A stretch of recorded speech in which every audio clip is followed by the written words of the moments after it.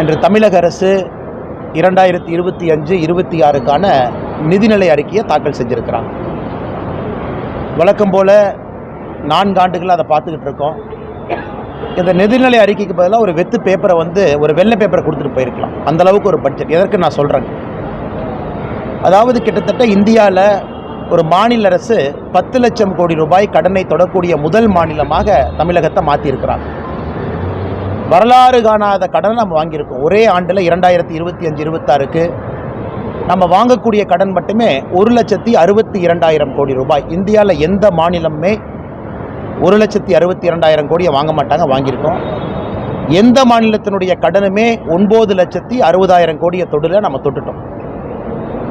சரி, வாங்கியிருக்கக்கூடிய கடனை எதற்காக பயன்படுத்தி இருக்கிறோம், நல்லதுக்காக பயன்படுத்தி இருக்கோமான்னு பார்த்தீங்கன்னா, நம்முடைய மாநிலத்தில் ரெவென்யூ டிஃபிசிட், அதாவது வரக்கூடிய வருவாய், மாநில அரசு சொந்தமாக டேக்ஸ் ரெவென்யூ, நான் டேக்ஸ் ரெவென்யூ, மத்திய அரசு கொடுக்கக்கூடிய சென்ட்ரல் பூல் டிவிசபிள் டேக்ஸ், மத்திய அரசு கொடுக்கக்கூடிய கிராண்ட் அண்ட் எய்ட், இதெல்லாம் நம்ம ரெவென்யூக்கு வரக்கூடிய ஒரு பகுதி. அதுக்கப்புறம் மாநில அரசு எல்லாத்துக்கும் சம்பளம் கொடுக்கணும், பென்ஷன் கொடுக்கணும், அதை ரெவென்யூ எக்ஸ்பெண்டிச்சர்னு ஒரு பக்கம் வைக்கிறோம். நம்ம என்ன கேபிட்டலுக்கே போலிங்க ஐயா, அதாவது உட்கட்டமைப்புக்கே போகலை. இந்த இரண்டுமே நீங்கள் பார்த்தீங்கன்னா இங்கேயே நம்ம தடுமாறுறோம். ஒரு உள்கட்டமைப்புக்கு பணம் கொடுக்காம நமக்கு இருக்கக்கூடிய ரெவென்யூ டிஃபிசிட் மட்டுமே 46,467 கோடி. அங்கேயே நம்மளால் பேலன்ஸ் பண்ண முடியல. நம்மளால் சம்பாதிக்கக்கூடிய பணமும் நமக்கு வரக்கூடிய பணமும் நாம் ரெவென்யூ எக்ஸ்பெண்டிச்சராக நம்ம கொடுக்கக்கூடிய சம்பளம், பென்ஷன், வாங்கின கடனை கட்டுறதெல்லாம் பார்த்திங்கன்னா அங்கேயே முடியல. இங்கே நான் குஜராத்தை கம்பேர் பண்ணுறேன். குஜராத் அவங்களும் பட்ஜெட் போட்டிருக்காங்க. டாஸ்மார்க் 50,000 கோடி ரூபாய் வருமானம் இல்லாமல் குஜராத்தினுடைய ரெவென்யூ சர்ப்ளஸ் மட்டுமே 19,965 கோடி ரூபாய். அதாவது 50,000 கோடி ரூபாய் டாஸ்மார்க் வருமானம் இல்லாமல் குஜராத் 19,695 கோடி. நாம் டாஸ்மார்க் வருமானம் 50,000 கோடி ரூபாயை சேர்த்து அங்கே மட்டுமே நமக்கு 46,467 கோடி ரூபாய் நட்டம். இப்போ இதற்கப்புறம் கடன் வாங்குறோம். இதை தாண்டி கடன் 1,62,096 கோடி ரூபாய் நாம் வாங்கியிருக்கக்கூடிய கடன். சரி, வாங்கின கடன் எதுக்காக வாங்கியிருக்கோம்னா உள்கட்டமைப்புக்காக இல்லை. சம்பளம் கொடுக்கறதுக்கு, பென்ஷன் கொடுப்பதற்கே கடன் வாங்கி ஒரு மாநிலம் இன்னைக்கு தத்தளித்து கொண்டிருக்குன்னா தமிழ்நாடு. மொத்தமாக உள்கட்டமைப்பு, புதுசாக ஒரு ரோடு போடணும், பில்டிங் போடணும், ஸ்கூல் பில்டிங் கட்டணும். அதற்கு தமிழகத்தில் நாம் இந்த பட்ஜெட்டில் செலவு செய்திருப்பது 57,231 கோடி. 57,231 கோடி நாம் உள்கட்டமைப்புக்காக ஒதுக்கியிருக்கோம். குஜராத் மாநிலம் இந்த பட்ஜெட்டில் உள்கட்டமைப்புக்கு அவங்க ஒதுக்கி இருப்பது 95,472 கோடி. அதாவது உள்கட்டமைப்புக்கு ஒரு மாநில அரசு எவ்வளோ ஒதுக்குறாங்கன்னு பார்த்து அந்த மாநிலம் வளர்ச்சி பாதையில் போதா, வீழ்ச்சி பாதையில் போதான்னு பார்க்கலாம். குஜராத்தை பொறுத்தவரை 95 கோடி ரூபாய், 95,000 கோடி ரூபாய் உட்கட்டமைப்புக்கு. தமிழகத்தில் 57,000 கோடி ரூபாய் உட்கட்டமைப்புக்கு. ஆக மொத்தம் 4,39,000 கோடி ரூபாய்க்கு பட்ஜெட் போட்டிருக்கு. 4,39,000 கோடி ரூபாய்க்கு பட்ஜெட் போட்டு அதில் 1,62,000 கோடி ரூபாய் கடன் வாங்கி சம்பளம் கொடுப்பதற்கு, பென்ஷன் கொடுப்பதற்கே பணம் இல்லாமல் திண்டாடி கொண்டிருக்கக்கூடிய தமிழக அரசு. அதனால தான் இந்த பட்ஜெட்டை பொறுத்தவரை கடன் உயர்ந்திருக்கிறது, கடன் சுமை உயர்த்தி இருக்கின்றார்கள். வெற்று அறிவிப்புகள் அதிகமாக இருக்குது. போன ஆண்டு சொன்னதுக்கு இந்த ஆண்டு சொன்னதுக்கும் பல திட்டங்களுக்கு நிதி ஒதுக்கலை. அப்படியே ஒரு மாயாஜாலமாக பண்ணி ஒரு 20 நிமிஷம் முதலமைச்சரை புகழ்கிறது, ஒரு வள்ளுவர் ஐயாவுடைய திருக்குறளை கொண்டு 2 நிமிஷம் சொல்கிறது. இந்தியாவிற்கே வழிகாட்டி தமிழகி தான் இந்தியாவுக்கு வழிகாட்டியானா? 50,000 கோடி ரூபாய் டாஸ்மார்க் வருமானத்தை வச்சு 1,62,000 கோடி கடன் வாங்கி இதுதான் இந்தியாவுக்கு வழிகாட்டியா? அதனால் எந்த அர்த்தத்தில் அங்கே நிதியமைச்சர் அவர்கள் பட்ஜெட்டை போட்டு அவர்களாகவே சட்டமன்றத்துக்குள்ளே முதலமைச்சரை புகழ்ந்து கொண்டிருக்கின்றார்கள் என்றவர்களுக்கு தெரியல. மொத்தமாக சொல்ல வேண்டும் என்றால் வெள்ளை காகிதத்தை கொடுத்துட்டு போயிட்டுருக்கலாம். வெள்ளை காகிதத்தை படித்தா கூட கொஞ்சம் நல்லா இருந்திருக்கும். இது பட்ஜெட்டை பொறுத்து பாரதிய ஜனதா கட்சி இன்னைக்கு காலையில் ப்ரெஸ் மீட்டில் எங்கள் தலைவர்கள் பேசியிருக்கின்றார்கள். இது எங்களுடைய பார்வை. தமிழகம் இன்னும் அதல பாதாளத்துக்கு எடுத்து செல்ல ஆரம்பித்திருக்கின்றார்கள். நம்முடைய சமுதாயம், வருகின்ற சமுதாயம் எல்லாம் இன்னும் 6 தலைமுறைக்கு வாங்கின கடனுக்கு வட்டி மட்டும் கட்டிக்கிட்டு இருப்போம். மற்ற மாநிலங்கள் முன்னேற்ற பாதையில் போயிட்டுருப்பாங்க. இரண்டாவது டாஸ்மாக் ஊழல். இன்றைக்கி பல இடத்துல பல பேச்சுக்களை பார்க்குறோம். சரி, என்ன டாஸ்மாக் ஊழல், ஈடு என்ன சொல்லியிருக்கிறாங்க, மக்களுக்கு இன்னும் கொஞ்சம் புரியல. இல்லை ஒன்றுமே நடக்கலின்னு அமைச்சர் சொல்கிறாரு. இது ஒன்றுமே இல்லை, திசை திருப்பதற்காக அமலாக்கத்துறை ரைடு நடத்துகிறாங்க. கொஞ்சம் அதை விரிவாக பேச வேண்டும் என்று நினைக்கின்றேன். நம்முடைய தமிழ் சொந்தங்கள் 2 விஷயத்தை புரிஞ்சுக்கணும். டெல்லி ஊழல், சத்தீஸ்கர் ஊழல். இரண்டிலும் லிக்கர் ஊழல் நடந்துச்சு. டெல்லி ஊழலை பொறுத்த வரைக்கும் என்னன்னா, ஆம் ஆத்மி கட்சி தலைவர் முதலமைச்சர் அண்ணன் அரவிந்த் கெஜ்ரிவால் அவர்கள் இந்த டாஸ்மார்க்குக்காக அவங்களுடைய அஃபீஷியல் பாலிசியை ட்வீக் பண்ணி ஒரு புதுசாக ஒரு பாலிசியை கொண்டு வந்து சில நிறுவனங்களுக்கு ஃபேவர் பண்ணுறாங்க. அது நம்ம டெல்லி ஊழல்னு சொல்கிறோம். சத்தீஸ்கர் ஊழல் என்ன? தமிழ்நாட்டில் நம்ம டாஸ்மாக் இந்த அமைப்பு வச்சிருக்கிற மாதிரி Chhattisgarh state marketing corporation limited அப்படின்னு அவங்க வச்சுருக்காங்க. CSMCL, Chhattisgarh state marketing corporation limited. அது சத்தீஸ்கர் மாநிலத்துக்குள்ள காங்கிரஸ் ஆட்சியில் இருந்த பொழுது அவங்க அங்கே உருவாகக்கூடிய சாராய லிக்கரை மார்க்கெட் பண்ணி மக்கள்கிட்ட கொண்டு போகிறாங்க. நம்ம தமிழ்நாட்டில் இருக்கக்கூடிய டாஸ்மாக் எடுக்கும் பொழுது இதில் 3 விஷயத்தை பார்க்கணும். ஒன்று, டாஸ்மாக் நிறுவனம் 5000 ரீட்டைல் அவுட்லெட் இருக்குது, எலீட் பார்ஸ் இருக்குது, FL2 லைசன்ஸ் சென்டர் இருக்குது, வேறு இடத்துக்கு அவங்க கொடுக்கக்கூடிய டெம்பரரி லைசன்ஸ். இது ஒரு பகுதி. இரண்டாவது பகுதி இந்த சாராயத்தை உருவாக்கக்கூடிய நிறுவனங்கள், அவங்க இரண்டாவது பகுதி. மூன்றாவது பாட்டிலிங் கம்பெனி, அவங்க பாட்டில் அடைச்சி அதுக்கு ஒரு ஹாலோகிராம் ஸ்டிக்கரை போட்டு ஒட்டி அதை டாஸ்மாக் நிறுவனத்தினுடைய கண்காணிப்பில் ரீட்டைல் அவுட்லெட் கொண்டு வராங்க. 3 நிறுவனங்கள். தமிழ்நாட்டில் அமலாக்கத்துறையினுடைய செய்திக்குறிப்பு எதற்கு 1000 கோடி ரூபாய்க்கு மேலே இதில் கிக்பேக்குன்னு சொல்கிறாங்க. இதில் தமிழ்நாட்டினுடைய எம்ப்ளாயி ஃபெடரேஷன், அதாவது தமிழ்நாட்டில் இருக்கக்கூடிய 5000 டாஸ்மாக்னுடைய எம்ப்ளாயி ஃபெடரேஷன் ஒரு பக்கம் சொல்கிறாங்க, 40% டாஸ்மாகிலிருந்து விற்கப்படக்கூடிய சாராயம் அது முறையாக வரக்கூடிய பாதையில் வரல, அது அவுட் ஆஃப் சிஸ்டத்தில் வருது. அதாவது நீங்கள் 100 குவான்டிட்டி, ஒரு 100 லிட்டர் விற்கிறீங்கன்னா 60 லிட்டர் மட்டும்தான் முறைப்படுத்தப்பட்ட முறையில் வருது, 40 லிட்டர் சிஸ்டத்துக்கு வெளியே வருது. இன்றைக்கி நம்ம பேசுவது எல்லாமே சிஸ்டத்துக்கு வெளியே, சிஸ்டத்துக்கு உள்ள 2 ஊழலையும் சேர்த்து பேசுகிறோம். ஈடியை பொறுத்த வரைக்கும் எதுக்கு ரைடு பண்ணாங்க? ஈடி எதுக்கு ரைடு பண்ணுறாங்கன்னா, மாநில அரசினுடைய லஞ்ச ஒழிப்புத்துறை டாஸ்மாக் சம்பந்தமாக பல விதமான எஃப்ஐஆரை போட்டிருக்காங்க. அந்த எஃப்ஐஆரை 3 ரகமாக பிரிக்கலாம். முதல் ரகம் வந்து ஒரு டாஸ்மாக்னுடைய ரீட்டைல் அவுட்லெட்டில் ஒரு குவார்டர் பாட்டிலுக்கு 10 ரூபாயிலிருந்து 30 ரூபா அதிகமாக வாங்குறாங்கன்னு கம்ப்ளைண்ட் கொடுத்து ஒரு எஃப்ஐஆர். இது ஒரு செட். இரண்டாவது செட், டாஸ்மாக்னுடைய அதிகாரிகள் எந்த ஆலயத்துக்கு கான்ட்ராக்ட் கொடுக்கணும், யாருக்கிட்ட பியர் பாட்டில் வாங்கணும், யாருக்கிட்ட லிக்கர் வாங்கணும், யாருக்கிட்ட இந்தியன் மேட் ஃபாரின் ஸ்பிரிட் வாங்கணும் அப்படிங்கிறத டாஸ்மாக்னுடைய அதிகாரிகள் பின்னாடி இருக்கக்கூடிய சாராய ஆலைகிட்ட பேசி ஒரு கிக்பேக் சிஸ்டத்தில் வாங்குறது இரண்டாவது எஃப்ஐஆர். மூன்றாவது எஃப்ஐஆர், டாஸ்மாக்னுடைய அதிகாரிகள் ரீட்டைல் அவுட்டில் இருக்கிறவங்கள டிரான்ஸ்ஃபர் பண்ணுற பாலிசியில் அவங்க பணம் வாங்கி டிரான்ஸ்ஃபர் பண்ணுறாங்க. இந்த 3 எஃப்ஐஆர் தான் 3 கேட்டகரி. ஈடி அவங்க 3 எஃப்ஐஆரையும் கையில் எடுத்து, தமிழ்நாடு அரசு லஞ்ச ஒழிப்புத்துறை போட்ட 3 எஃப்ஐஆரையும் ஈடி கையில் எடுத்து அதுக்கு ECIRனு ஒன்று பதிவு பண்ணுவாங்க. அதாவது ஸ்டேட் போலீஸ் நம்ம பதிவு பண்ணும்பொழுது எஃப்ஐஆர்னு சொல்கிறோம், இடி வரும்போது ECIRனு ஃபைல் பண்ணி உள்ளே வர்றாங்க. இதை வச்சு சோதனையை பண்ணுறாங்க. சோதனை எங்கே பண்ணுறாங்க? தமிழ்நாட்டினுடைய சாராய ஆலைகள் அவங்ககிட்ட சோதனை பண்ணுறாங்க. அக்காடு டிஸ்டிலரியிலிருந்து 4-5 டிஸ்டிலரி சோதனை. அமைச்சர் செந்தில் பாலாஜியினுடைய பினாமிகள் கரூரில் ஒரு 5 இடத்துல பண்ணுறாங்க. டாஸ்மார்க்கினுடைய தலைமை அலுவலகம் குடோன் இங்கெல்லாம் பண்ணுறாங்க. 3 இடத்துல பண்ணிட்டு 3 விதமான இடத்துல பண்ணிட்டு 5 நாள் சோதனைக்கு பிறகு நமக்கு ஒரு செய்திக்குறிப்பு மூலமாக தெரிவிக்கிறாங்க, என்ன நடந்திருக்குன்னு தெரிவிக்கிறாங்க. முதல்ல அவங்க சொல்லியிருப்பது, டாஸ்மார்க்கினுடைய டிரான்ஸ்போர்ட் ஊழல் 100 கோடி ரூபாய்க்கு வேலை முறையில்லாமல் யாரெல்லாம் இந்த பாட்டில் எந்த வண்டி எடுத்துகிட்டு போவோம், யார் பண்ணுவாங்க, அதில் 100 கோடி ரூபாய்க்கு மேலே இதில் முறைகேடு நடந்திருக்கு ஒரு பார்ட். இரண்டாவது, டாஸ்மார்க் ஆலை ஜெகத் ரட்சகன் அவர்கிட்ட இதற்கு முன்பு நடந்த ரைடு 2019-21 நடந்த ரைடை ஒத்து பார்த்தீங்கன்னா, அன்னைக்கு இன்கம் டேக்ஸ் என்ன சொல்லியிருப்பாங்கன்னா, சாராய ஆலையில் போலி கணக்கு எழுதியிருக்கிறாங்க. அதாவது இவங்களாகவே ஒரு 100 ரூபாய்க்கு ஒரு பொருள் வாங்குறாங்கன்னா அந்த பொருளை 150ன்னு பில் எழுதுறாங்க, 50 ரூபாய் போலி கணக்கில் வெளியே அந்த பணத்தை எடுத்து வெளியே கொண்டு வந்துடுறாங்க. அதாவது கரெக்டாக சொல்லணும்னா ஒரு 100 லிட்டர் தயாரிக்கிறாங்க முறைப்படி, அதை தாண்டி இன்னும் 30 லிட்டர் தயாரிக்கிறாங்க. 30 லிட்டர் முறையான பாதையில் போகாமல் வெளியே வருது. இது ஒரு ஊழல். 100 லிட்டர் தயாரிக்கிறக்கே இவங்க பொருள் வாங்கும் பொழுது அதிகப்படியான விலை கொடுத்து அந்த கணக்கை எழுதுறாங்க. ஸோ போகஸான பில்ஸ் ஜென்ரேஷன். இது ஜெகத் ரட்சகன் அவருடைய ரைடில் இன்கம் டேக்ஸ் கொடுத்த செய்தி குறிப்பை யாராவது நேரம் இருந்து எடுத்து படிச்சிங்கன்னா கிட்டத்தட்ட அதில் சொல்லியிருப்பாங்க 1000 கோடி ரூபாய் அந்த ஒரு ஜெகத் ரட்சகன் மட்டுமே ஊழல் செஞ்சுருக்காங்க. எல்லாமே கிக் பேக், லிக்கர் கம்பெனிலேருந்து எடுத்த பணம் வெளியே. இன்னைக்கு இந்த 3 டிஸ்டிலரி இவங்க, ஆனால் இவங்க மட்டும் தனியாக அந்த தப்பு பண்ண முடியாது. பாட்டிலிங் கம்பெனி, ஏன்னா பாட்டிலிங் கம்பெனி தான் பாட்டில் போடணும். வர்ற லிக்கருக்கு அவன் பாட்டில் போட்டு கேப் அடித்து அதுக்கு ஒரு ஹாலோகிராம் ஸ்டிக்கர் அடித்து அது டாஸ்மாக்கு போகணும். இப்போ பாட்டிலிங் கம்பெனி ரைடு பண்ணுறாங்க. இந்த பாட்டிலிங் கம்பெனி என்னன்னா, இது தனி இண்டிபெண்டன்ட் என்டிட்டி கிடையாது. டிஸ்டிலரி கம்பெனியினுடைய சிஸ்டர் கன்சர்ன். இந்த most of the bottling company என்ன இடி செய்தி குறிப்பில் சொல்லியிருக்கிறாங்களோ, இந்த சாராய ஆலை நிறுவனங்கள் தன்னுடைய பினாமி மூலமாக பாட்டிலிங் கம்பெனியை ஓன் பண்ணுவாங்க. சில இடத்துல சிஸ்டர் கம்பெனியாக ஓன் பண்ணுவாங்க. நேரடி தொடர்பு இல்லை என்றாலும் கூட மறைமுகமான தொடர்பு சாராய ஆலைக்கும் பாட்டிலிங் யூனிட்டுக்கு இருக்குது. அப்போ இவங்க செய்கிற அந்த எக்ஸ்ட்ரா லிக்கருக்கு எக்ஸ்ட்ரா பாட்டில் வேணும். இது சத்தீஸ்கரனுடைய எக்ஸாக்ட் மாடல். போலி ஹாலோகிராம் ஸ்டிக்கர், போலி பாட்டில், போலி கேப். ஏன்னா இது எல்லாமே நம்ம கணக்கு பார்க்குறோம். டாஸ்மாக்னுடைய வேலை என்னென்னா, ஹாலோகிராம் ஸ்டிக்கர் எவ்வளோ கொடுத்தோம், எவ்வளோ ஹாலோகிராம் ஸ்டிக்கர் திரும்ப வந்திருக்கு, இது டாஸ்மாக் பார்க்க வேண்டிய கணக்கு.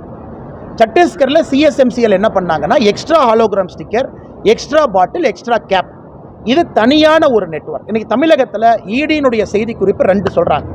பேரலல் நெட்வொர்க்கில் இவங்க பணத்தை ஜென்ரேட் பண்ணி வெளியே எடுத்திருக்காங்க.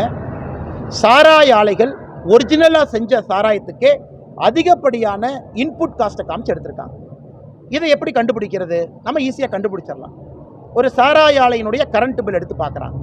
ஒரு சாராய ஆலையினுடைய நார்மல் கரண்ட் பில் எவ்வளவு யூனிட் பவர், எவ்வளவு வால்யூம்க்கு ஜென்ரேட் ஆகிருக்கு. இப்போ அதிகமான சாராய உற்பத்தி பண்ணும்பொழுது கரண்ட் பில் அதிகமாக வரும். இதை அமலாக்கத்துறையை பொறுத்தவரை சத்தீஸ்கரில் பார்த்தீங்கன்னா, ஒரு சாராய ஆலையை ரைடு பண்ணி அவங்க கரண்ட் பில், இந்த ஸ்கேமுக்கு முன்னாடி எவ்வளவு, 100 யூனிட் செய்யணும்னா எவ்வளோ கரண்ட் பில் இருக்கணும், 200 யூனிட்னா எவ்வளோ கரண்ட் பில் இருக்கணும், இதையெல்லாம் வச்சு சார்ஜ் ஷீட் போட்டாங்க. இன்றைக்கி தமிழ்நாட்டில் இடி ரைடை பற்றி இவ்வளோ தான் எனக்கு தெரியுங்க. நான் இன்னும் கரண்ட் பில்லை பற்றி நான் போக விரும்பலை. அவங்க எங்கிருந்து ரா மெட்டீரியல் சோர்ஸ் பண்ணாங்க, எவ்வளவு ஏமாத்து பண்ணாங்க.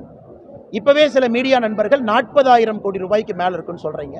நான் இடியினுடைய அதிகாரப்பூர்வமான செய்தி குறிப்பை வைத்து 1000 கோடி ரூபாய்க்கு மேலே கிக் பேக் உள்ளே வந்திருக்கு. அதனால தான் பாரதிய ஜனதா கட்சி இதை கம்பீரமாக எடுத்துக்கிறோம். இதில் குறிப்பாக நிறைய நண்பர்கள், இன்றைக்கி அமைச்சர் சொல்கிறார், சாராய அமைச்சர் என்ன சொல்கிறார், அது எப்படி அண்ணாமலை 1000 கோடி சொன்னார், அதே இடி 1000 கோடி சொல்லுது. இந்த ஃபெடரல் அப்படின்னு உங்களுக்குள்ள ஒரு நிறுவனம் இருக்குது. ஒரு நிருபர் மகாலிங்கம்னு ஒரு நிருபர், இந்த ரைடு நடக்கும்போது அவர் ஆர்டிக்கல் எழுதுறாரு. 1000 கோடி ரூபாய்னு அவர் மென்ஷன் பண்ணி அந்த ஆர்டிக்கல் ரொம்ப பியூட்டிஃபுல்லாக எழுதியிருக்கார், எப்படியெல்லாம் கிக் பேக் நடந்திருக்கு. அதை தாண்டி 2-3 பத்திரிகை நீங்களும் ரிப்போர்ட் எழுதுறீங்க. ஸோ எல்லா இடத்திலும் கூட இதை பேசிக்காக யூகிக்க முடியும். தமிழ்நாடை பொறுத்தவரை சத்தீஸ்கரை தாண்டி ஒரு மிகப்பெரிய ஒரு ஊழல் இங்கே நடந்திருக்கு. எங்கேயும் அவங்க தப்பிச்செல்லாம் போக முடியாது, எங்களுக்கு நம்பிக்கை இருக்குது. ஈடியை பொறுத்த வரைக்கும் அமலாக்கத்துறை நேர்மையாக இந்த என்கொயரி நடத்தணுங்கிறத எங்கள் வேண்டுகோள். இதில் சம்மந்தப்பட்டவங்க எல்லாத்தையும் உள்ளே வைக்கணும். குறிப்பாக செந்தில் பாலாஜியினுடைய பெயிலை கேன்சல் பண்ணுறக்கு இடி மூவ் பண்ணணும். ஏன்னா ஒரு அமைச்சர் டிரான்ஸ்போர்ட் ஊழலில் சிக்கி வெளியே வர்றார், பெயிலில் வெளியே இருக்கார். அதை சுப்ரீம் கோர்ட்டு ஆல்ரெடி கேள்வி கேட்குறாங்க, எப்படி பெயிலில் வெளியே வந்தீங்க, வெளியே வந்தோடனே எப்படி அமைச்சர் ஆனீங்க. வெளியே அமைச்சராக இருக்கக்கூடிய அந்த அமைச்சருடைய நிறுவனம், அந்த டிபார்ட்மெண்ட்டு இன்னைக்கு 2வது முறையாக ஈடிட்ட மாட்டுது. ஈடிக்கு அதனால் ஈடி தான் மூவ் பண்ணணும். அமலாக்கத்துறை மத்திய அரசு நேரடி சம்பந்தம் இல்லாத ஒரு டிடெக்டிவ் புலனாய்வு ஏஜென்சி, இன்வெஸ்டிகேஷன் ஏஜென்சியாக இருந்தாலும் அவங்க இன்னைக்கு செந்தில் பாலாஜியினுடைய பெயில் கேன்சலேஷனுக்கு போகணும். காரணம், இது கேலிக்கூத்து, ஜனநாயக கேலிக்கூத்து. ஜெயிலில் 1.5 வருஷம் இருந்து அமைச்சர் பதவி அப்படியே வச்சிருந்து வெளியே வந்து மறுபடியும் பதவி தூக்க கொடுத்து இன்னைக்கு 1000 கோடி ரூபாய்க்கு மேலே ஊழல் நடக்குதுன்னா, ஜனநாயகத்தில் மக்கள் அதை பார்த்து கொண்டு சும்மா இருந்தால் பத்திரிகையாளரும் உங்கள் வேலையை சரின்னு அர்த்தம், அரசியல்வாதிகள் நானும் என் வேலையை சரின்னு அர்த்தம். அதனால தான் நம்ம எல்லோரும் இணைந்து கேள்வி கேட்க வேண்டிய கட்டாயம் நமக்கு இருக்குது. வருகின்ற 17ஆம் தேதி பாரதிய ஜனதா கட்சி ஒரு மாபெரும் ஆர்ப்பாட்டத்தை நாங்கள் நடத்துகிறோம். இந்த ஆர்ப்பாட்டம் சென்னையில் முடிந்த பிறகு தமிழகத்தினுடைய 5000 டாஸ்மாக் கடைகளையும் முற்றுகை ஆர்ப்பாட்டம் நடக்கும். 1 வாரம் கழிச்சு தொடர்ச்சியாக நடவடிக்கை எடுக்கும் வரை பாரதிய ஜனதா கட்சியினுடைய தொடர் ஆர்ப்பாட்டம், முதல் ஆர்ப்பாட்டம் தான் 17ஆம் தேதி சென்னையில் டாஸ்மாக் நிறுவனத்தினுடைய தலைமை அலுவலகத்தை எக்மோரில் முற்றுகை போடுறோம். அதன் பிறகு அடுத்த 1 வாரத்தில் 5000 லிக்கர் ஷாப்பையும் முற்றுகை பண்ண போகிறோம். தொடர்ச்சியாக எங்களுடைய ஆர்ப்பாட்டம் நடந்து கொண்டே இருக்கும். மாநில அரசு பதில் சொல்லும் வரை, இந்த அமைச்சர் அந்த பதவியிலிருந்து வெளியே செல்லும் வரை, இடி அவங்க முழுமையாக சார்ஜ் ஷீட்டை போட்டு சம்பந்தப்பட்டவங்க எல்லாத்தையும் அரெஸ்ட் பண்ணுற வரைக்கும். அதனால் இதை சத்தீஸ்கரையும் தாண்டி, சத்தீஸ்கரில் ஒரு பாதி தான், அதாவது போலியாக பில் அடித்து, ஆலோகிராம் அடித்து, பாட்டில் அடித்து, எக்ஸஸாக உற்பத்தி பண்ணி அதை பேரலல் செயினில் விற்றது. தமிழ்நாடு அதோடு சேர்ந்து விற்கப்பட்ட டாஸ்மார்க்குக்கே பில்லை இன்ஃப்ளேட் பண்ணி அதில் பணம் எடுத்து பண்ணியிருக்காங்க. அதனால் புலனாய்வுத்துறை, அமலாக்கத்துறை என்ன நடவடிக்கை எடுத்திருக்கிறாங்களோ அதை நாங்கள் வரவேற்கிறோம். இன்னும் கடுமையாக எடுக்க வேண்டும் என்று இந்த நேரத்தில் நாங்கள் வலியுறுத்துகின்றோம். இந்த 2 விஷயத்தை பத்திரிகை நண்பர்களும் சொல்ல வேண்டும் என்பதற்காக இந்த பத்திரிகையாளர் சந்திப்பில் இருக்கும். கேள்வி இருந்தால் கேளுங்கன்னா பதில் சொல்லுங்கள். 2000 கோடி நிதியை இழந்தாலும் இருமொழி கொள்கை விட்டு தர மட்டும் முதல்வர் பெற்றிருந்தாரு. இந்த மாதிரி மாநிலங்கள் வந்து பார்த்தீங்கன்னா நிதி பற்றாக்குறை ஏற்படுறாங்க. அண்ணே, இன்னும் கொஞ்ச நேரத்தில் நான் இவங்க மத்திய அரசுக்கிட்ட என்ன சர்க்கஸ் பண்ணாங்கிற டாக்குமெண்ட் நான் ரிலீஸ் பண்ணுறேங்க. இந்த எம்ஓயுன்னு பேசுகிறோம்ல, அந்த எம்ஓயு ட்ராமா என்னன்னு பார்த்துருவோம். அடுத்து எம்ஓயு ட்ராமாவை பார்ப்போம். அன்பில் மகேஷ் பொய்யாமொழி எப்போ போனார், எம்ஓயு என்ன தூக்கிட்டு போனாங்க, இந்த மாடிஃபைடு எம்ஓயுன்னு என்ன பேசுகிறாங்க, அந்த டாக்குமெண்ட் எங்கிட்ட ஆல்ரெடி இருக்குது. அதை பேசுவோம். இவங்க போய் என்னங்க ட்ராமா பண்ணிட்டு வந்தாங்க. மத்திய அரசு தொடர்ந்து எல்லா திட்டங்களுக்கும் பணம் கொடுத்துட்டு இருக்காங்கன்னா, there is a system. Central கவர்மெண்ட்டில் இருக்கும் பொழுது ஒரு இந்திய அரசு கீழே நாம் எல்லாரும் இருக்கோம். ஒரு ஆர்மி, ஒரு டெலிகம்யூனிகேஷன், ஒரு சிம்பல், ஒரு கரன்சி வேல்யூ, பிடிக்குதோ இல்லையோ ஒத்துப்பைத்தான் ஆகணும். இந்தியன் ஆர்மி எனக்கு பிடிக்காது, எனக்கு இந்தியன் ஆர்மியில் தமிழ்நாட்டிலேருந்து இத்தனை பேர்த்தை எடுக்கணும், கர்நாடகாலேருந்து இத்தனை பேர்த்து எடுக்கணும், முடியாது. Their army has got its own policy. அது தமிழ்நாடு அரசு இங்கே உட்காந்து டிக்டேட் பண்ண முடியாது. எஜுகேஷன் கன்கரண்ட் லிஸ்ட்டில் இருக்குது. கன்கரண்ட் லிஸ்ட்டில் நாங்கள் கொண்டு வரல, இந்திரா காந்தி அம்மையார் கொண்டு வந்தார். அப்படி இருக்கும் பொழுது ஒரு மாநில அரசுக்கு கல்வியை பற்றி எவ்வளோ உரிமை இருக்கோ, மத்திய அரசுக்கும் கல்வியை பற்றி அவ்வளோ உரிமை இருக்குது. மத்திய அரசு ஒரு ஸ்டேட் லிஸ்ட் இருக்கக்கூடிய சப்ஜெக்டுக்குள்ள மூக்கையே நுழைக்கல. மத்திய அரசு கன்கரண்ட் லிஸ்ட்டில் மத்திய அரசுக்கும் அதிகாரம் இருக்கக்கூடிய ஒரு துறையில் தான் மத்திய அரசு பேசுகிறாங்க. அதே போல் இவர்களுக்கு இஷ்டத்துக்கு வந்த போரெல்லாம் ஆட்சி நடத்துவதற்கெல்லாம் அரசியலமைப்பு சட்டத்தில் அனுமதி இல்லை. இன்னைக்கு 3 மொழி 2 மொழி 3 மொழிக்கு ஆதரவு இருக்குது. அதை நாங்கள் சொல்கிறோம். திராவிட முன்னேற்ற கழகம் இல்லைன்னு சொல்லுது. அது அரசியல் ஸ்டாண்டாக நீங்கள் பார்த்தாலும் கூட தமிழகத்தில் எத்தனையோ பேர் 3 மொழி படிக்கணுங்கிறாங்க. பள்ளி கல்வித்துறை அமைச்சர் சொல்கிற டேட்டாவும் தப்பு. சிபிஎஸ்சியில் படிக்கிற 15 லட்சம் பேர்த்த சொல்கிறாங்க. சிபிஎஸ்ஸை தாண்டி ஸ்டேட் போர்டு மெட்ரிகுலேஷனில் இது வந்து எப்படின்னா பிடிஆர் என்ன சொல்கிற மாதிரி, என் பையன் 2 மொழி தான் படிக்கிறான், ஆனால் முதல் மொழி ஆங்கிலம், 2வது மொழி ஃப்ரெஞ்சு. இதான் இவங்களை பொறுத்தவரை இருமொழி கொள்கைங்கிறது. 2 மொழி படிப்பாங்களாமா, முதல் மொழி ஆங்கிலம், 2வது மொழி. பிடிஆரனுடைய பையன் கொஞ்ச நாள் ஃப்ரெஞ்சு படித்தார், கொஞ்ச நாள் ஸ்பானிஷ் படித்தார். அந்த எல்லா டீட்டெயில்ஸ் நான் விட விரும்பலிங்கன்னா, ஏன்னா ஒரு தனிப்பட்ட மனிதனை காயப்படுத்துவது நோக்கில் எந்த ஸ்கூலு என்ன படித்தாங்க எல்லாம் சொல்ல தெரியும். இது இருமொழி கொள்கையா? முதல் மொழி ஆங்கிலமும் 2வது மொழி ஃப்ரெஞ்சும் ஸ்பானிஷும் படிக்கிறது இருமொழி கொள்கையா? இதை வந்து கூச்சமே இல்லாமல் மேடையில் ஏறி அமைச்சர் பொய் சொல்கிறார். இதான் இருமொழி கொள்கை. இருமொழி கொள்கை நாம் பேசுவது தமிழ் மொழி ஆங்கில மொழியை பேசுகிறோம். நாங்கள் 3 மொழின்னு பேசுறது தமிழ் மொழி ஆங்கில மொழி 3வது மொழியை பேசுகிறோம். இப்படியெல்லாம் ஒரு அமைச்சரும் மேடையில் ஏறி ஒருத்தரும் பொய் சொல்ல ஆரம்பித்தா, ஒரு அமைச்சர் குழந்தைங்க எங்கே போகிறாங்க, ஸ்கூல் வேன் முன்னாடி போய் காலேஜுக்கு போய் ஸ்கூலுக்கு போய் ஃபோட்டோ எடுத்து போடுறதே என் வேலையாங்கண்ணா. ஆனால் பேசுகிறவங்க நேர்மையாக, ஏன்னா அவங்களாம் மக்கள் வரிப்பணத்தில் வாழ்கிறாங்க. நான் மக்கள் வரிப்பணத்தில் வாழல. மக்களுடைய வரிப்பணம் 1 ரூபா நான் எடுக்கலை. சாதாரண மனிதனா என் சொந்த பணத்தை அரசியல் பண்ணி உங்கள்கிட்ட பேசிகிட்டு இருக்கேன். மக்கள் வரிப்பணத்தில் இருக்கிறவங்க டிரான்ஸ்பரண்ட்டாக பேசணுமல்ல, உண்மை பேசணுமல்ல. மக்கள் வரிப்பணத்தில் இருக்கக்கூடிய அமைச்சர்களே மீடியாவை திசை திருப்பி, இல்லை அண்ணாமலை கேள்வி கேட்டார் நான் பதில் கொடுத்துட்டேன், பார்த்தியல்ல என் பவரை, என் பையன் 2 மொழி கொள்கை தான். 2 மொழி கொள்கைனா என்னன்னு சொல்லுங்கள். ஆங்கிலமும் ஃப்ரெஞ்சு ஸ்பானிஷ் படிக்கிறான்னு சொல்லுங்க. இதுதான் அவங்க லட்சணமா? இங்கே பேசக்கூடிய யாராச்சும் ஒருத்தர் நேர்மையாக பேசுகிறாங்களான்னா, அன்பில் மகேஷ் பொய்யாமொழி, எங்கள் பையன் ஃப்ரெஞ்சு படிக்கிறான், இல்லை தம்பி சொன்னார் ஃப்ரெஞ்சு ட்ரை பண்ணிட்டுமான்னு கேட்டார், ஓகேன்னு சொல்கிறேன். இந்த எம்ஓயு வந்ததுக்கப்புறம் இன்னும் கச்சேரி இருக்குண்ணா, எம்ஓயு கச்சேரி வரட்டும், இவங்க போய் என்ன ட்ராமா பண்ணாங்கன்னு அப்புறம் பேசுவோம். இதை விட்டுட்டு மத்திய அரசின் மீது குறை சொல்வதையே முழு நேர வேலையாக திராவிட முன்னேற்ற கழகத்தினுடைய அரசு உட்கார்ந்துருக்காங்க. மாநில அரசு பிடித்தாலும் பிடிக்கலைனாலும் சென்ட்ரல் சொல்றதை ஏற்றுக்கணும்னு சொல்லிங்கன்னா, கன்கரண்ட் லிஸ்ட்டை பொறுத்த வரைக்கும் மாநில அரசு முழுமையாக நாங்கள் தான் திட்டம் போடுவோம், 100% எங்கள் உரிமைன்னு சொல்கிறதுக்கு எந்த மாநில அரசுக்கு உரிமை இல்லை. எப்படி உங்களுக்கு கல்வியின் மீது அக்கறை இருக்கோ எங்களுக்கு கல்வியின் மீது அக்கறை இருக்குது. குழந்தைங்களுக்கு 3 மொழி கொடுக்கணுங்கிற அக்கறை எங்களுக்கு இருக்குது. அதான் நான் கன்கரண்ட் லிஸ்ட் சொல்கிறேன். ஸ்டேட் லிஸ்ட் இருக்கக்கூடிய சப்ஜெக்ட்டுக்கு மூக்கை நுழைப்பதற்கு மத்திய அரசுக்கு அதிகாரம் இல்லை. அது உங்கள் பிரச்சனை. அதனால் நாங்கள் மட்டும்தான் கல்வியை தீர்மானம் பண்ணுவோன்னு சொல்கிறது என்ன நியாயம்? அப்போ எதுக்காக அது கன்கரண்ட் லிஸ்ட் இருக்குது? அதான் அந்த எம்ஓயு டாக்குமெண்ட் ரிலீஸ் பண்ணால் உங்களுக்கு தெரியும் நெகோசியேஷன் எத்தனை டைம் நடந்தது.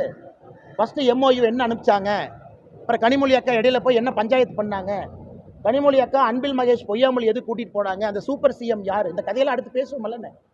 ஏன்னா இவங்க மட்டும்தான் எம்ஓயு நான் வெளியிடுறேன், இவங்க என்ன ட்ராமா பண்ணாங்கன்னு வெளியிடுறேன். எனக்கு இதே தான் வேலை. மூப்பிடிக்கிற நாய் மாதிரி ஒன்றொன்னா பிடிச்சி வெளியிடுறதா வேலைங்கண்ணா. யார் எந்த ஸ்கூலுக்கு போனாங்க, என்ன படித்தாங்க, என்ன பண்ணுறாங்க.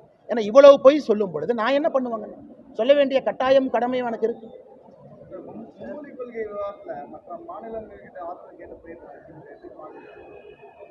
ஆனால் இப்போ நான் காலையில் பெங்களூரில் ஜெயின் பல்கலைக்கழகத்தில் ஒரே நாடு ஒரே தேர்தல் நம்ம ஒரு கருத்தரங்களை பங்கெடுத்துட்டு வரேங்கண்ணா. கர்நாடகாவை பொறுத்தவரை கர்நாடகாவினுடைய முதலமைச்சர் திரு சித்தராமையா அவர்கள், அவர் எஸ்கேப் ஆகிட்டார். நான் இந்த விளையாட்டுக்கே வரல. டிகே சிவகுமாரை கோர்த்து விட்டுறாங்க. ஏன்னா அவங்களுக்குள்ள ஒரு பனிப்போர் போயிட்டு அடுத்த சிஎம் யார் ஆவாங்கன்னு. ஏன்னா கர்நாடகா பாலிட்டிக்ஸ் சுற்று பார்த்தீங்கன்னா 2.5 வருஷம் சித்தராமையாவுக்கு முடிஞ்சது, எனக்கு அடுத்து வேணும்னு. நமக்கு எதுக்கு மாட்டணும், நீ போய் மாட்டு. காங்கிரஸ் தேசிய கட்சி ஒன்றே அனுப்புகிறாங்க. அதனால் இவங்க வந்து ஒரு இடத்துக்கு போகிறாங்க. அண்ணன் நான் கேட்குறேன், கேரளாவுக்கு அண்ணன் பிடிஆர் போகிறார். இவங்க திமுகவினுடைய தேர்தல் வாக்குறுதி 84 என்ன சொல்லுது? செண்பகவல்லி அணையை சரி பண்ணணும். வாசுதேவநல்லூர் தொகுதி தென்காசியில் 1,00,000 ஏக்கர் அன்னைக்கு தண்ணி இல்லாமல் இருக்கிறாங்க. ஏன்? செண்பகவல்லியில் தண்ணி வரல. அதை போய் பிடிஆர் பேசணுமா? முல்லை பெரியார் பிரச்சனை போயிட்டு இருக்கு, அதை போய் பிடிஆர் பேசணுமா? முதலமைச்சர் 5 முறை கேரளாவுக்கு போயிருக்கிறாங்க. இன்னைக்கு ஒப்புச்சப்பானியா பிடிஆர் போய் என்ன பேசுவார்? தொகுதி மறுசீரமைப்பை பற்றி பேச போகிறாங்க. கர்நாடகாவில் மேகதாத்து கட்டியே தீர்வன் டிகே சிவகுமார் சொல்கிறார். இன்னைக்கு டிகே சிவகுமார் தமிழ்நாட்டுக்குள்ளே வரலாமா? தமிழ்நாட்டுக்குள்ளே விடலாமா? நான் தெரியாமல் கேட்குறேன். அந்த மனுஷனை மேகதாத்து கட்டியே தீருவேன், நான் ப்ராஜெக்ட் ரிப்போர்ட் கொடுத்துட்டேன், மத்திய அரசு அனுமதி கொடுக்குது இல்லையா, நான் கொத்தனாரை வச்சு கட்டுவேன்னு சொல்லக்கூடிய டிகே சிவகுமாரை வெக்கமே இல்லாமல் அவங்க போய் பார்த்து, வெக்கமே இல்லாமல் தலைமைச் செலவத்தை கூப்பிட்டு டிகே சிவகுமாருக்கு டீ கொடுக்குறான்னா திமுக காரன் என்ன பண்ணணும் நீங்கள் சொல்லுங்கள்? இதான் மாநில உரிமையா? வெக்க கேடுன இது மாநில உரிமையா? டிகே சிவகுமார் இங்கே வரட்டும், கச்சேரி இருக்கு, வரட்டும், கச்சேரி இருக்கு. நீ எங்கள் மேகதாத்து அணை கட்டுவேன்னு சொல்கிற, என்னுடைய விவசாயிகள் தண்ணி இல்லாமல் கஷ்டப்படணும். ஆனால் உனக்கு அரசியல் ஃபோட்டோக்கு டிகே சிவகுமார் பக்கத்தில் வந்து உட்காரணும், டிகே சிவகுமாரை கூப்பிட்டு வரணும். ஆனால் டிகே சிவகுமார் ஈஷா யோகாவுக்கு வந்தார், தனியாராக வந்து ரிப்போர்ட் பிரச்சனை இல்லை. நீ கர்நாடகாவுடைய துணை முதலமைச்சராக தமிழ்நாட்டுக்குள்ளே வந்து தலைமைச் செயலகத்துக்குள்ளே வந்து நீ போயிருவியா? தெரியாமல் கேட்குறேன். ஏன்னா இவங்களுக்கு மட்டும்தான் அரசியல் பண்ண தெரியும், பாரதிய ஜனதா கட்சிக்கு அரசியல் பண்ண தெரியாது. எங்களுக்கு ஒரு 1000 பேர் ஏர்போர்ட்டில் போட்டு பிளாக் பண்ண தெரியாது, கருப்பு கொடி வச்சுக்கிட்டு. அதனால் நீ கர்நாடகாவுக்கு அனுப்புற, நீ அந்த அமைச்சர் போய் நீ டிகே சிவகுமார்ட்ட டீலிங் போடுற. அப்போ என்ன? அப்போ தொகுதி மறுசீரமைப்புக்கு கர்நாடகா காங்கிரஸ் பர்மிஷன் கொடுத்தா மேகதாத்து கட்டிக்கிறதுக்கு முதலமைச்சர் ஒப்புதல் கொடுப்பாரா? ஒரு மாநிலத்துக்கும் இவ்வளவு முரண்பாடு இருக்கும் பொழுது ஒரு அமைச்சரை ஒரு மாநிலத்துக்கு அனுப்பி என்ன ட்ராமா பண்ணிட்டு இருக்காரு? இதுதான் 22ஆம் தேதி நடக்கக்கூடிய மீட்டிங்கா? அப்போ தமிழ்நாடு உரிமை முக்கியம் இல்லை, எங்களுக்கு வரக்கூடிய தண்ணி பிரச்சனை முக்கியம் இல்லை. ஆனால் எங்களுக்கு 4 பேர் கூட உட்காரணும், ஃபோட்டோவில் 10 தலைவர்கள் கூட உட்காரணும், அதுதான் வேண்டும் என்று முதலமைச்சர் பேசிக் கொண்டிருக்கின்றார்கள். இதையெல்லாம் நீங்கள் 22ஆம் தேதி பார்ப்பீங்க. அண்ணா டிகே சிவகுமார் அவர்களை பொறுத்தவரை தமிழ்நாட்டுக்கு அதிகாரப்பூர்வமாக அவர் வந்து 22ஆம் தேதி நிகழ்ச்சியில் பங்கேற்கிறாங்கன்னா பாரதிய ஜனதா கட்சி இங்கே கருப்பு கொடி காட்டுவோம், அதில் எந்த மாற்று கருத்து இல்லை. ஏன் உரிமையை பிடுங்கிட்டு, ஏன் விவசாய உரிமையை பிடுங்கிட்டு நீ தைரியமாக தலைமைச் செயலகத்தில் பஜ்ஜி போண்டா சாப்பிட்டு போறக்கு நாங்கள் நாங்கள் அரசியல் பண்ணிட்டு இருக்கோமா? அதுக்கு நீ கிளாரிட்டி கொடுத்துட்டு வா. இது முதலமைச்சர் அனுமதி கொடுக்கக்கூடாது. முதலமைச்சர் அனுமதி கொடுத்து டிகே சிவகுமார் இன்னும் சித்தராமையா கூட நான் பாதி மன்னிப்பு கொடுத்துருவேன். அவரு கூட இன்னும் அப்படியே இங்கெங்க போயிட்டு இருக்காரு. டிகே சிவகுமார் முழுமையாக அஸ்திரத்தை கையில் எடுத்து களத்தில் இருக்கிறார். அப்படி இருக்கும் பொழுது அவர் இன்வைட் பண்ணி தலைமைச் செயலகத்தில் உட்கார வைக்கிறதுக்கு முதலமைச்சருக்கு என்ன உரிமை இருக்கு? அதனால நான் கேட்கறது, விவசாய பெருமக்கள், டெல்டா பகுதி, தஞ்சாவூர், தமிழ்நாட்டினுடைய விவசாய சங்க தலைவர் அண்ணன் நிறைய பேர் இருக்கிறாங்க, எல்லாரும் இதை பார்த்துட்டு தானே இருக்கிறீங்க. இதெல்லாம் நீங்கள் ஏற்றுக்குவீங்களா? ஒரு பக்கம் காவேரிக்கு தண்ணி வேணும், நாங்கள் கர்நாடகாவில் இருக்கக்கூடிய பாரதிய ஜனதா கட்சி எதிர்த்து போராட்டம் செஞ்சு தஞ்சாவூரில் உண்ணாவிரத போராட்டம் நாங்கள் உட்கார்றோம், தேசிய கட்சியாக இருந்து. இன்னைக்கு அங்கே காங்கிரஸ் ஆட்சியிலிருந்து அவன் மேகதாத்துவை கட்டுங்கிறான், எப்படி ஏற்றுக்கொள்ள முடியும்? இதற்கு முன்னாடி மேகதாத்துவுக்கு தாங்கன்னே நாங்கள் உண்ணாவிரத போராட்டம் இருந்தோம், யார் எடுத்துங்கன்னு? அங்கே இருக்கக்கூடிய பாரதிய ஜனதா கட்சி எடுத்தாங்கன்னு இருந்தோம். அதனால் நிச்சயமாக இதெல்லாம் கருப்பு கொடி காட்டுறது என்னங்கண்ணா? இது எப்படி முதலமைச்சர் அனுமதிக்கலாம்னு நான் கேட்குறேன்.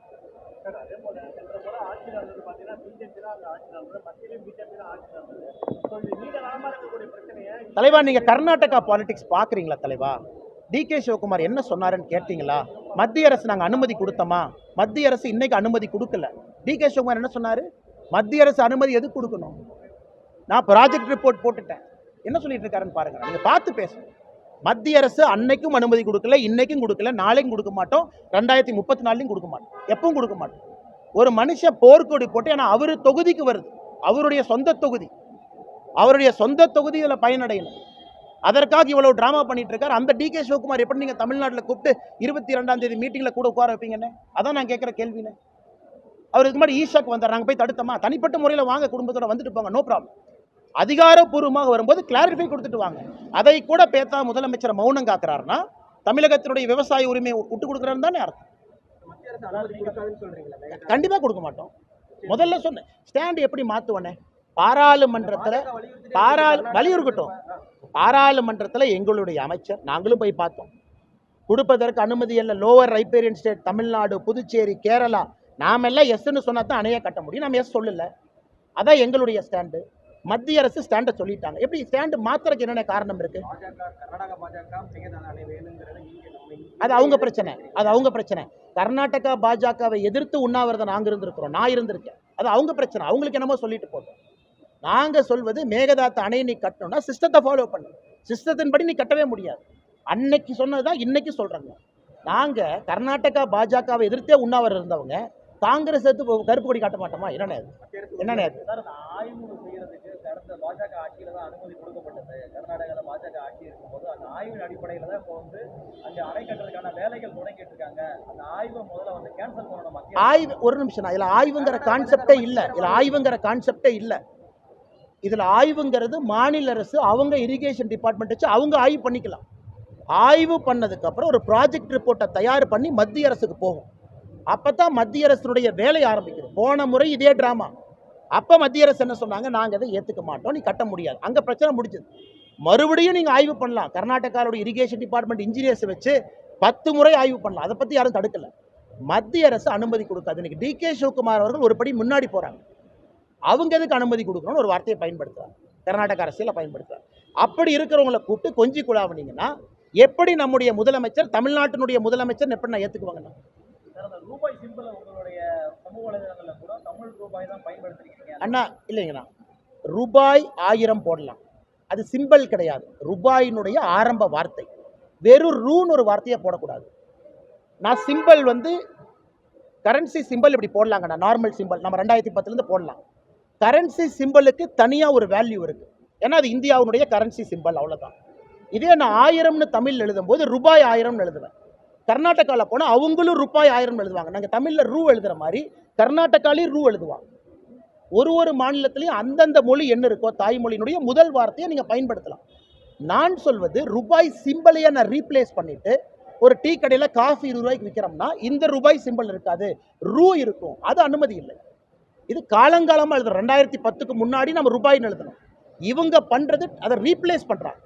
அதாவது சிம்பிள் ஆஃப் இந்தியன் கரன்சியை ரீப்ளேஸ் பண்ணி நான் ரூ போடுறேன். சார் இவ்வளவு சொல்கிறாங்களே, ரூபாய் எங்கிருந்து வந்துச்சு? அது சமஸ்கிருதத்துலேருந்து வந்துச்சு. அதை மட்டும் எடுத்துக்குவாங்களா? ஸ்டாலின் சா எங்கிருந்து வந்துச்சு? சமஸ்கிருதத்துலேருந்து வந்துச்சு. ஸோ இவங்களுக்கு எங்கே தேவையோ சமஸ்கிருதம் வேணும். அப்படின்னா ஸ்டாலின்கிற பேரை அவர் எழுதக்கூடாது, வேறு பேரை மாற்றணும். சா எந்த வார்த்தைங்கண்ணா? சமஸ்கிருத வார்த்தை. எப்படி ஸ்டாலின் தமிழில் சா எழுதுவார் சொல்லுங்கள்?